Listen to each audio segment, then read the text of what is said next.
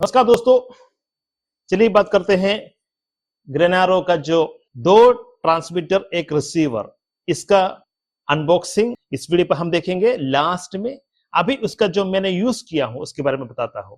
पहली बात, वार्निंग्स, क्या क्या वार्निंग्स है, अब किनको नहीं खरीदना चाहिए ये मैं बताता हूं। अगर आपका जो डिवाइस, आपका जो मोबाइल पर माइक्रो यूएसबी है, आपका जो मोबाइल माइक्रो यूएसबी है तो आप यूज कर सकते हैं।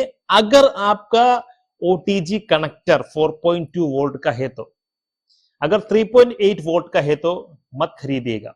मैं गलती कर चुका हूं।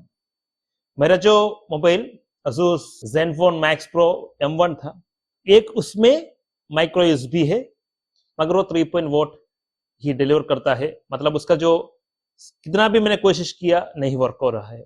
मतलब कि जो अडेप्टर, ओटीजी अडेप्टर आप यूज करते हैं उसका जो वोल्ट है 4.2 वोल्ट है तो ही सपोर्ट करेगा ये जो माइक। अगर 3 वोल्ट है तो वो सपोर्ट नहीं करता है।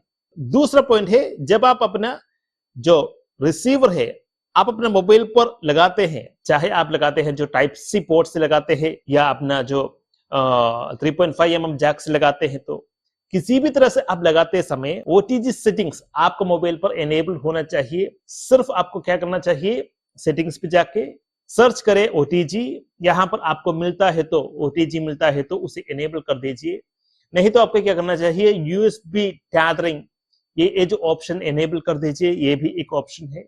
मतलब कुछ कुछ केसेस पर ये ऑटोमेटिकली डिटेक्ट हो जाता है, ओटीजी एनेबल हो जाता है, मगर कुछ कुछ केसेस पर अगर 3.8 वॉट का है तो ओटीजी डिटेक्ट नहीं करेगा, वर्क नहीं करेगा। मगर मेरा जो Asus का जो फोन था, Zenfone का जो फोन था, उस पर मैंने लगा भी दिया, ओटीजी भी ऑटोमेटिक एनेबल्ड होता है, सर्च करने पर नहीं आया था ओटीजी का जो ऑप्शन, फिर भी सिंक हो रहा था। मेरा जो ट्रांसमीटर से, दोनों ट्रांसमीटर से सिंक हो रहा था। रिकॉर्ड करते समय रिकॉर्डिंग नहीं हो रहा था।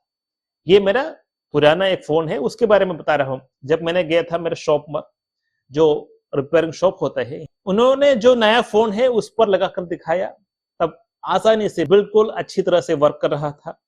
मगर जब आप पुराने फोन यूज करते हैं तो थोड़ा दिक्कत आ सकता है, क्योंकि अगर आपका कैमरा डिफॉल्ट कैमरा से वर्क नहीं हो रहा है तो आप जो ओपन कैमरा है उसको भी आप यूज कर सकते हैं। ओपन कैमरा के अंदर जाकर आपको जो ऑडियो सोर्स का जो ऑप्शन है उस पर ना आपको एक्सटर्नल माइक का जो ऑप्शन को सेलेक्ट कर देना चाहिए, इफ अवेलेबल एक्सटर्नल सोर्स, ये जो ऑडियो सोर्स का जो ऑप्शन एनेबल कर देना चाहिए। उसके बाद आपको ओपन कैमरा यूज करना चाहिए। नया जो मोबाइल से इस पर आसानी से कनेक्ट हो जाता है। अभी मैं जो रिकॉर्डिंग कर रहा हूं मेरा कैमरा से, डीएसएलआर कैमरा से रिकॉर्ड कर रहा हूं। इस पर अलग दिक्कत है, मैं बताता हूं उसके बारे में। पहले मैं फिनिश कर देता हूं मोबाइल का सेक्शन। मोबाइल का सेक्शन, मेरा जो फोन है, घर का जो फोन है M21 पर भी मैं लगाकर देखा हूं, वर्क नहीं हुआ है अभी तक। उसको भी मुझे सॉर्ट आउट करना है, क्या है उसका प्रॉब्लम मैं नहीं जानता। मगर मैं जब शॉप में गया, वहां पर जो नए फोन्स थे वहां पर लगाकर देखा, क्रिस्टल क्लियर था आवाज, जो नॉइस रिडक्शन भी बहुत ही बढ़िया था। तो ये हो गया मोबाइल का सेक्शन। यहाँ पर कुछ वार्निंग्स देते हैं, ओटीजी अगर आपको फोन पर एनेबल नहीं किया है तो उसे एनेबल कर दीजिए। दूसरा है, अगर आपका जो ओटीजी अडेप्टर 3.8 वोल्ट का है तो वर्क नहीं करेगा, कॉम्पैटिबल नहीं है। 4.2 या उसके ऊपर है तो ही ये वर्क करेगा। ये है मेरा वारंटी कार्ड, आप देख लीजिए, बढ़िया सा वारंटी कार्ड है। ये 1 साल का वारंटी मिलता है, बढ़िया सा 1 साल का वारंटी। अब मैं आता हूं कैमरा का जो सेक्शन पर। अगर आप कैमरा यूज करते हैं, जब कैमरा यूज करते हैं तो मेरा कैमरा 80D है, 800D है, डिफरेंट कैमरास है। मेरे को हिसिंग साउंड आता है जब मैंने इसको डाला, जो रिसीवर है उसको जब उसको प्लग इन किया, चाहे डायरेक्टली उसका जो अडेप्टर है उसके थ्रू प्लग इन किया, या जो एक्सटर्नल केबल मैंने मंगाया था, बोया का भी था मेरा एक्सटर्नल केबल, एक्सटेंडेबल केबल था बोया का, उसको लगाकर भी मैंने ट्राई किया, तब भी ये जो हिसिंग साउंड आ रहा है। सॉर्ट आउट करने का कोशिश किया, तब मुझे पता चला कि ये जो ग्रेनोरो को इशू नहीं है, कैमरा का इशू है। कैमरा का जो सेंसिटिविटी उसे हमें कम करना चाहिए। बेसिकली उसका भी रीजन कुछ अलग है, उसका अंदर का एक सेंसर है, उसके कारण ही इतना ज्यादा ये शोर मचाता है। मतलब कि जब आप सेंसिटिविटी कम करते हैं ना, आप जो रेड लाइन जो मार्किंग है वहां तक नहीं पहुंचना चाहिए, 12 या 12 से थोड़ा आगे सिर्फ उतना ही सेंसिटिविटी रखे। 12 के नीचे है तो ये जो हिसिंग साउंड नहीं आएगा, अगर 12 के ऊपर है तो थोड़ा आने लगेगा, मगर कितना करीब आप रड के करीब आते हैं तो उतना ज्यादा हिसिंग साउंड आएगा।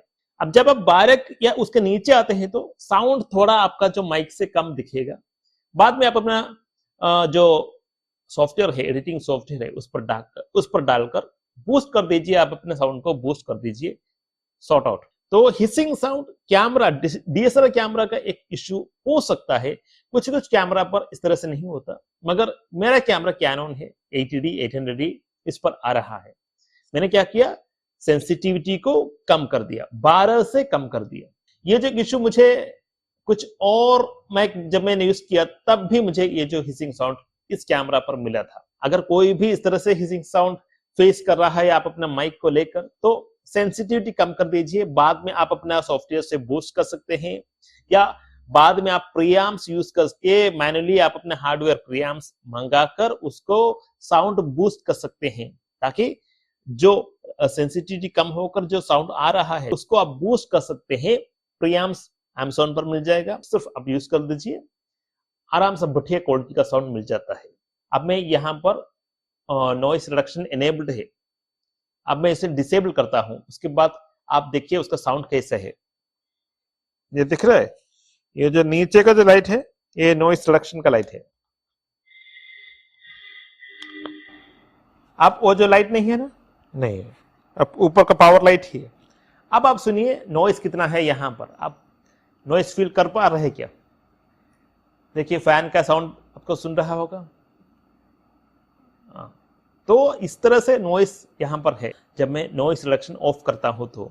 इसके अलावा रिवर्ब का ऑप्शन है, म्यूट करने का ऑप्शन है इस पर, मोड का जो बटन एक बार प्रेस करते हैं तो नॉइस रिडक्शन, 2 बार प्रेस करते हैं तो रिवर्ब का ऑप्शन, 3 बार प्रेस करते हैं तो म्यूट का ऑप्शन। ये सब मैंने नॉइस रिडक्शन डिसेबल करके मैंने बताया हूं, अब एनेबल करता हूं। देखिए ये जो नॉइस रिडक्शन का जो लाइट एनेबल्ड है। अब जो आप सुन रहे हैं विदाउट एनी नॉइस है क्या? Comment below, how is the product without noise? मेरे ख्याल से बढ़िया प्रोडक्ट है।